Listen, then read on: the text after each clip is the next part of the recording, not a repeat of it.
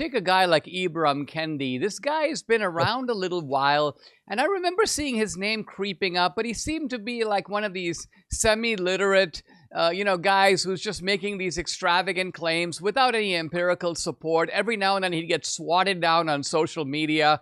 And then suddenly I noticed he was writing cover stories in the Atlantic Monthly, which has been, kind of the totemic magazine of the kind of intellectual liberalism. And I'm like, wow, these guys have sort of surrendered to this kind of inane kendiism. And that's almost like a little metaphor. I think what you're saying is that that's happened to the university system as a whole. It got taken over and taken over in pretty short order.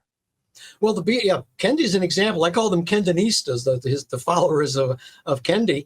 He came out with a book, and it was the Man Meets the Moment. His book, How to Be an Anti-Racist, came out in 2019, just in time to ride the wave on into the universities, because I think DEI folks used a version of the Jesse Jackson,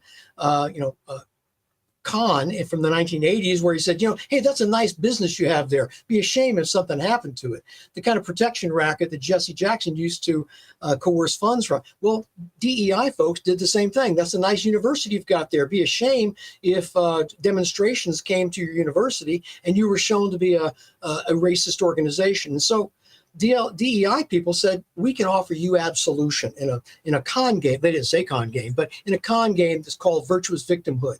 We'll offer you absolution. You can appear that you're doing something about this, and in return, you let us onto the campuses, set up a massive, luxuriously compensated bureaucracy, and we will train your faculty, staff, and students how to be anti-racist. Well, it involved training students into this alternative worldview of where all white folks are racist and all people of color, as the situation demands, are victims, villains and victims, oppressors and oppressed, exploiters and exploited, evil and good.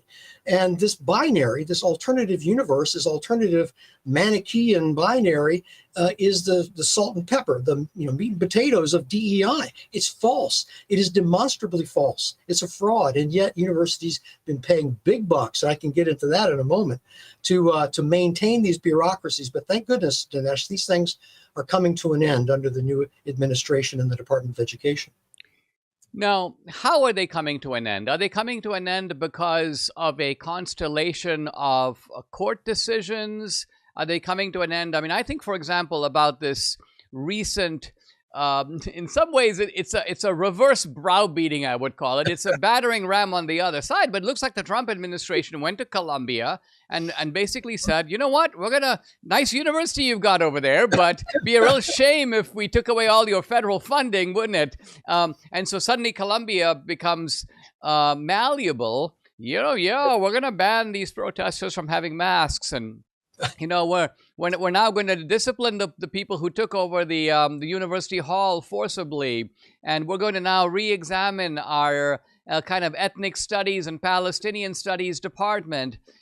Is it ultimately just a case of the fact that we've got to apply the same kind of power tools that that the left used in order to bring these universities to heel? Well, I like that image of power tools being applied. I really do, because I think the comeuppance of universities is long overdue. And if Columbia University had done what it should have done on its own, disciplining students and making students and the faculty adhere to their own regulations, we wouldn't even be having this conversation.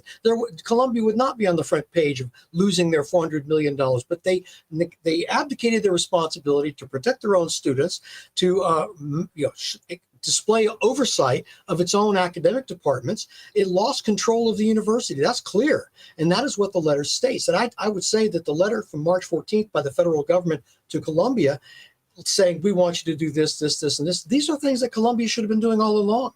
And we expect you, the Department of Education, expect you, Columbia, to adhere to U.S. civil rights law. We expect you to protect students. We expect you to prohibits people from wearing masks while they intimidate other people. And so I think that what we're seeing is simply a bringing back into balance. I like to think that federal funding is really the only only, I don't use the word weapon, but the only leverage that the federal government can utilize against a university which doesn't pay taxes on its endowment, which has a kind of a carte blanche kind of thing. Come on, come on, give us this money, this research money, and no strings attached. Well, I think those days are over. And Columbia has no one to thank but itself for the results of what's happened in the last couple of weeks. Tariff wars, recession fears, stubborn inflation. In this environment, gold has been routinely hitting all-time highs, and we can see why. In volatile markets like this right now, we don't want to sit on the sidelines with our heads in the sand. We need to take control, safeguard our savings. And this is why so many Americans today are turning to Birch Gold Group, like Debbie and I have. They've helped tens of thousands convert an existing IRA or 401k into an IRA in physical gold. Is it time for you to find out if you can hedge against inflation and economic instability with gold? To learn how to own physical gold in a tax-sheltered account, text Dinesh to 989898. Birch Gold will send you a free, no-obligation information kit. Again, text my name, Dinesh, to the number 989898. Birch Gold has an A-plus rating with the Better Business Bureau, countless 5-star reviews. I count on Birch Gold to help me protect my savings with gold, and you can too. It took decades to get us into the tangled mess that they're trying to unpack now. Well, how long will it take to get out of it, and at what cost? Take action. Text Dinesh to 989898 today.